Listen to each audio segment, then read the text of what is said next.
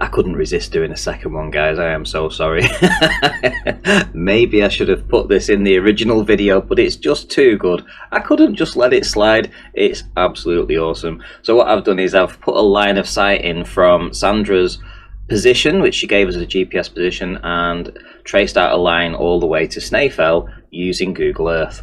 And this red line that's in the image right now, that's the line of sight. Now I'll show you this in a moment, but I want you to pay attention to this part here, because these are the two mountains that are in the image, and obviously this little saddle part here will become important when I actually analyze the image.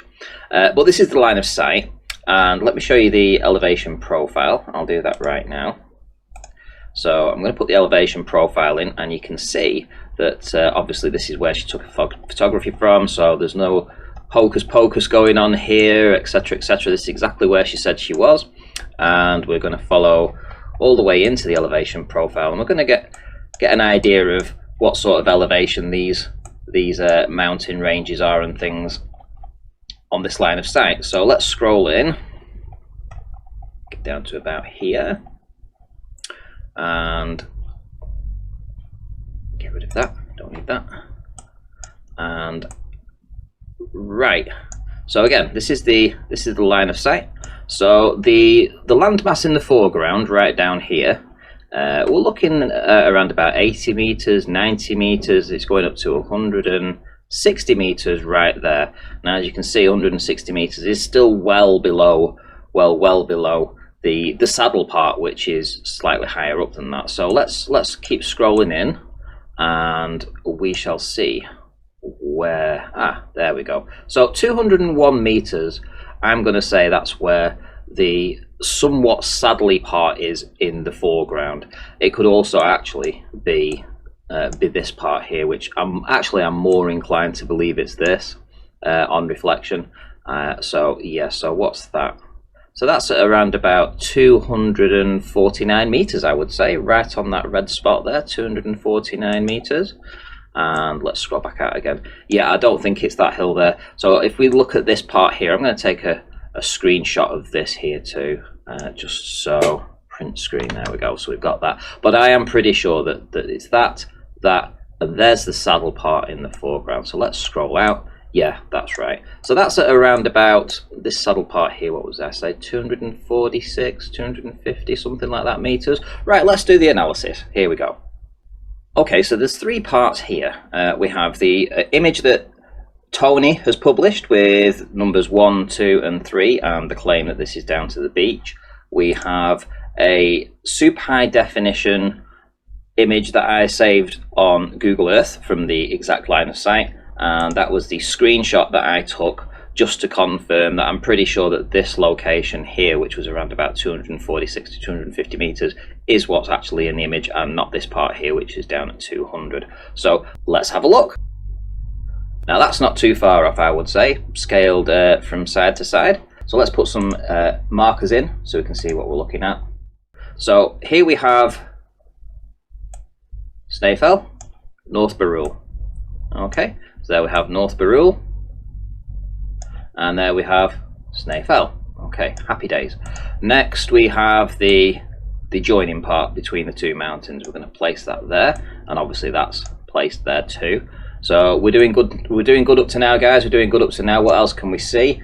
Let's put a line in this time, and we're going to make it a little bit smaller. So we'll do it about there. So this wavy line here, this yellow line, we're looking at this area here. That would be the yellow line that's running right through there. Correct? In fact, I should change it to yellow actually, so that it matches up with Sleeping Warriors.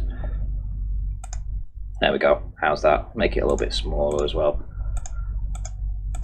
There we go. So there's Sleeping Warrior's wonky line, his first one. So that's to number 2.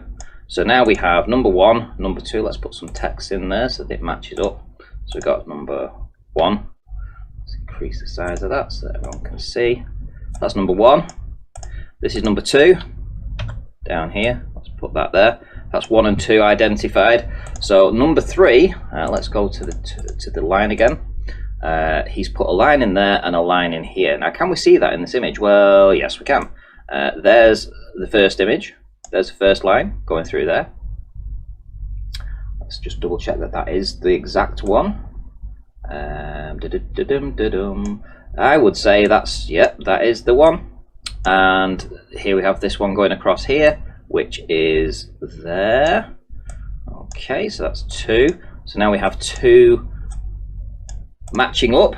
Now I'm going to say that's pretty accurate, to be fair. I mean, you know, I don't see any problems with that. I think everything matches up perfectly. Let's put number 3 in there too. Now then, is there anything else we can identify in this image? And I absolutely think there is. Because it's such a high quality photography that's been done there, I'm going to scrutinise this far more than Sleeping Warrior actually got done. So here we go. Right, let's have a look.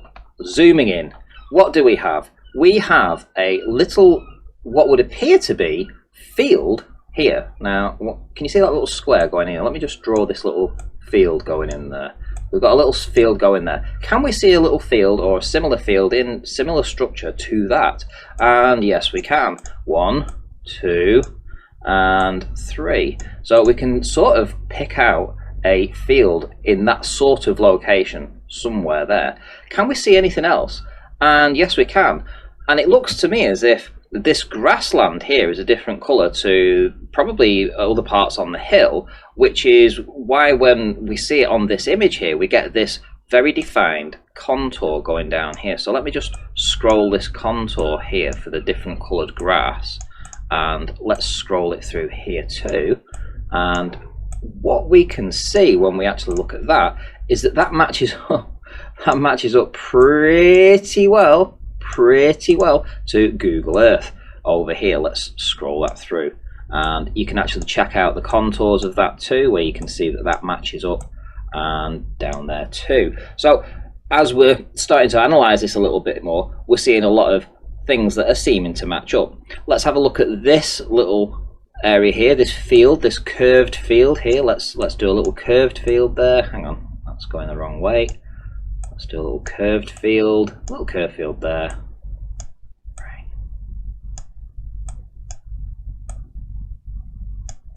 There we go.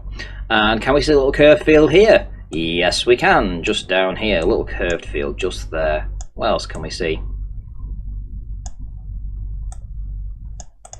Can we see a little V shape? Well, yes, this is a little V shape here. There's a little V shape here. Let's have a look. V shape. And we have a little V shape here. And it's all looking very good at the minute. So V shapes everywhere. What else can we see? We can see another field there, a little line to denote between the two fields, just there. Can we see that on this image? And yes, we can. Right here, look at this. This is all matching up very good. What else can we see?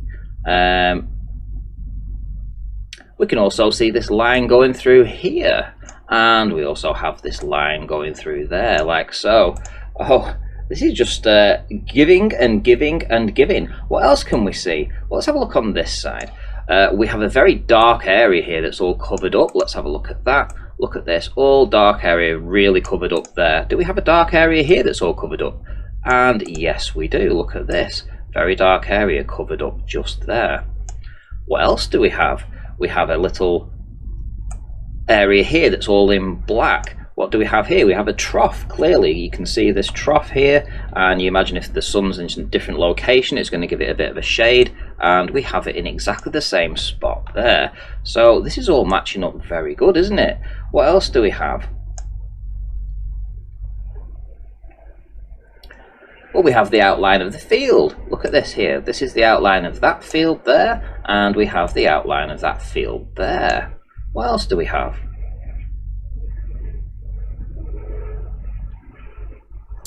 Well, we have the field that goes underneath there. I'll just lower that down a tad just so that it matches up. And we have the field that matches up there. Well, excellent stuff. What else do we have? We also have the field that runs off there, and then we have the cut-off line, right? Okay, so can we identify where that ends? And if we run that just down here, because there's that little black area there, which is that, and then this field starts there and it cuts off just about there. So I believe that I've actually found all the known features in this, or at least many of the known features. So let's put a line in then to round this off as to where we're actually seeing down to. Let's put that line in there, like so. And we'll change it to black, I believe. There we go. So now what we have is we have a completely matched up to scale mountain range that shows that it actually isn't any kind of flat proof at all. That it is actually a perfect globe proof. That actually this area here is around about 250 meters above sea level. Now that's a problem if you believe the Earth is flat.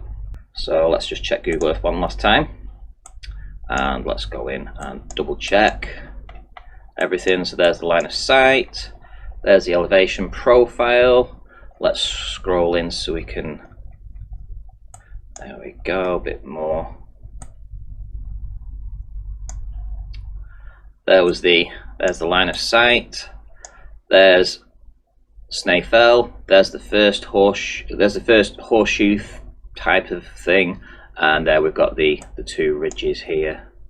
There they are. There they are. Keep going. Keep going. Here. There they are. So let's see what they are. Scroll it through. There we go. Yeah, about 239 meters, something like that. 246, 239. You know, around that sort of area. Happy days. I'm sorry guys, I couldn't resist doing a second video on this. Oh, it's just too much fun. It's too much fun. Look at this. Look at this. Look at this, guys. This is excellent. Excellent stuff. How are we seeing down to the beach in Sleeping Warrior's opinion? I just don't get it. So yeah, there's the second debunk of this, and anyone else can use the same formula that I've done. Google Earth. Just put your line measures in, elevation profile. You can see it all for yourself. And I'm sure that Sandra's video shows all of these ridges and, you know, very little low-lying land. I'm pretty sure of it. I haven't checked a video, but if Sleeping Warrior thinks this is the best evidence he has for a flat Earth, then that must be the most iconic image that he took a snapshot of the entire footage, which tells me that if that's the most iconic footage that he was able to capture, that basically we're not seeing any flat Earth proof in any of that. But yeah, well done Sleeping Warrior and Sandra for again proving globe Earth. Thank you very much. And we're seeing right the way down to the beach. Oh yes we are, it's just a little bit squashed. The elevation of this land identified as number 3 can be replicated on Google Earth very easily, and you can all do it. You don't even need the geometry of the Earth to work it out. This is probably the best flat Earth proof that I have ever seen. The elevation of this land identified as number 3 can be replicated on Google Earth very easily, and you can all do it. You don't even need the geometry of the Earth to work it out. This is probably the best flat Earth proof that I have ever seen.